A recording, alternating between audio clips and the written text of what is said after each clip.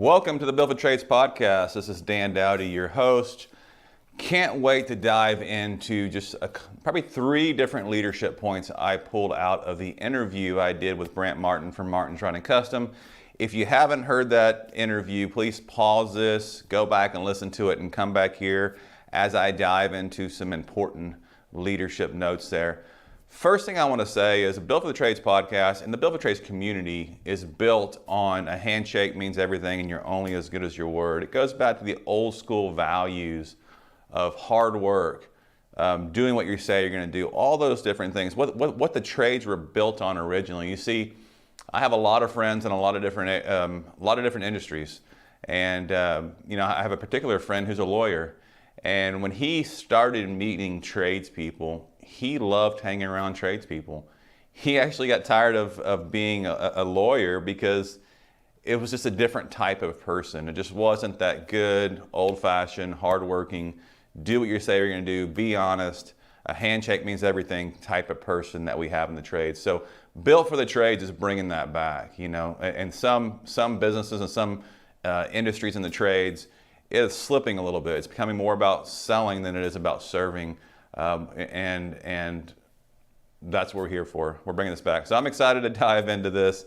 Brant Martin jumped into a few things. So just so everybody knows, he's the owner of Martin's Running Custom out here in Lampasas, Texas, a friend of mine. And also he's part of the Built for the Trades community. One thing he talked about early on in the episode was about importance of community. So I'm curious, everybody out there listening, what does that mean to you? For me, when I think of importance of community, I don't really think about the community I live in, though I know that is important. I think about that 5 to 10 people that I surround myself with on a regular basis. Who is it? What do they look like? Are they leading me in a positive direction, or are they leading me in a negative direction? I have to ask myself all those different questions. I've even heard it to the point where you can take the top 5 or 10 people you hang around, and if you could determine how much they make in yearly income, you're probably going to be somewhere in that range, probably right in the middle of the pack. That's how much influence people, community have on you in your life. And one thing that my good buddy Aaron Walker talks about is isolation is the enemy of excellence. And so as we grow our leadership, if we're doing it isolated, we need to come into community. There's just a few different ways that you can do that. From the business standpoint, community could be had in your leadership team. Community can, if you're a smaller business, community can have in your team members that you surround yourself with. It really will help you kind of analyze, do I have any toxic people in my business? Do I have any people that are not wanting to grow my business? And that will help you to fix that, because if you have them around you, they're going to influence you. They're also going to influence your team. If you want to level up from there, a great way to have community could be in the local friends you have around you, wherever you live. You could start to ask yourself, is everybody that I'm surrounding myself with making my life better or making my life worse? So that's one thing you could edit from the friend side of things, from the family side of things. But then last but not least, really, when it comes to community, being a part of a mastermind group, being a part of some kind of peer or coaching group to where you surround yourself with other like-minded business owners or other like-minded managers or whatever it is, where you could really start to develop your leadership. Because if we're depending on ourselves to get better in our leadership and we're not taking any outside information in, we're missing it. We all have blind spots, right? And the blind spots are called blind spots for a reason. It's because we can't see them.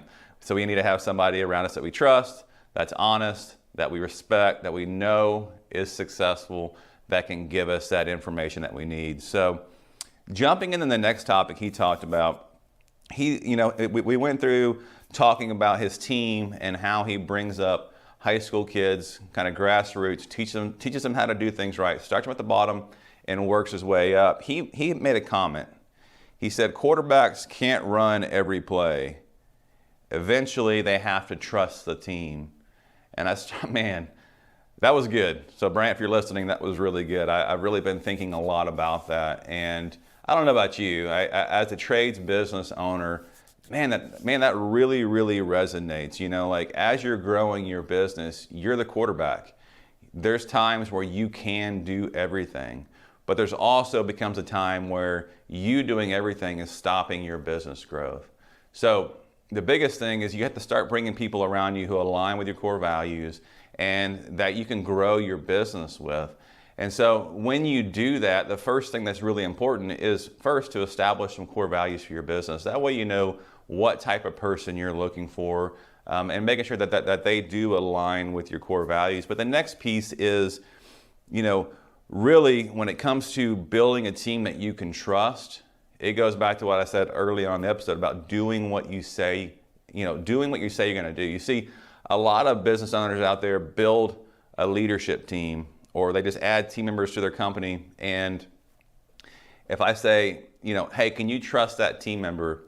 The first thing you're going to typically say is, yes, I can trust that team member. What they're thinking is that team member honest? Usually trust and honesty go hand in hand, which they do play a role together. But what I want you to see is as you build your business, as you build your leadership team, a lot of times trust is built on follow through. Let me explain a little deeper. So if I'm the quarterback and I have a team of linemen, wide receivers, so on and so forth, and my wide receiver tells me he's going to go out and run this route, and he runs a different route, what's going to happen, right? I'm going to throw an interception, incomplete pass, or whatever it is. And so it's not that, we start to lose that trust factor when it comes to the football analogy, but in business, it's the same way, right? If we do a weekly leadership meeting and my GM says, hey, look, I'm gonna take care of these 10 tasks, and we show up the next week and 5 of those 10 tasks are done, I've lost a little bit of trust in that follow through. Next thing you know, we come back and maybe 10 of 10 tasks aren't done. Now I'm starting to question, can I give my GM the responsibilities that I need to give that person and know that they're going to follow through? So as you build your company, as you add your managers and leaders into your business, make sure that you think about trust on a scale. I think about it on a scale from 1 to 10. 10 being the best. Like if I put somebody in that leadership role, I put a 10 on their forehead, like 10 on the trust scale right away. But you got to realize trust is earned every day. And so if that person decides not to follow through, then that trust meter is probably going to go down to a 7. And as their leader, I'm going to sit down with them and talk to them about it, figure out why it's happening, get their perspective, explain the importance of getting back on it and getting it done. And then that trust meter is going to go back up to 10 next time they follow through, right? So you have that trust meter. And if it starts getting down below 7, 6, you really have to ask yourself, okay, I need to have a clear talk with this person, a clear one-to-one, to really make sure that they're getting that trust meter built back up to a 10. Because if you have people surrounding you with your business that you can't trust, then it's a really hard road, because you're going to start saying, it'd be better, I can just do it better myself. So I'm going to go ahead and do that myself. I'm not going to delegate it because that person does not follow through. All right, last thing I want to talk about in this episode is when I asked them, what's one thing that you wish you would have known when you started Martin Fred & Custom that you know now? He said, it's one thing to grow my business, but when I early on started, I was just growing it and I wasn't focused on getting better. And that's one thing that really resonates is the idea of growing and getting better simultaneously. A lot of people don't really understand what that means. We're really just so focused on growth, revenue, more money, more team, more money, growth, and that's even what we talk about a lot in these peer groups is how much we're revenuing. But Brant really talked about the importance of hiring a coach, hiring somebody smarter than him to come in and help him get better in his business and the business structure.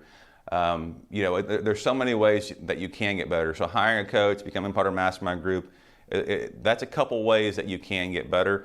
The other ways is just building repeatable systems in your business that you can train your team on and get better at, like a service system. It could be a 5 to 15 step service system of how you interact with your customers. And the way you get better is not just making the system and then putting it on the wall and forgetting about it. The way you get better as you grow your business is to repeatedly train week in and week out on that system dotting the I's and crossing the T's and doing it right and holding your team accountable to that. So if that's you, you're growing your business, you want to grow it while you simultaneously get better, and it's not just you getting better, it's your entire team getting better. Make sure that you're doing the small things right. Make sure that you're hiring an outside source to help you see things that you can't see. Become a part of a mastermind group. Help surround yourself with other like-minded business owners or other like-minded people in your industry that really can help you see your blind spots, can hold you accountable, can encourage you towards achieving your vision. That's one of the biggest things between hiring a coach and not hiring coaches, that, you know, the biggest difference is whatever vision you have out there in the distance, you're going to get there quicker with a coach than you would without a coach. So hope y'all enjoyed this episode. We'd love to hear from you. If you have any comments, drop it in the boxes below. If you like this podcast, you know, subscribe, rate us. You know, we're here to serve the trades community with just people that are out in the trades and doing it right now, just like you out there. So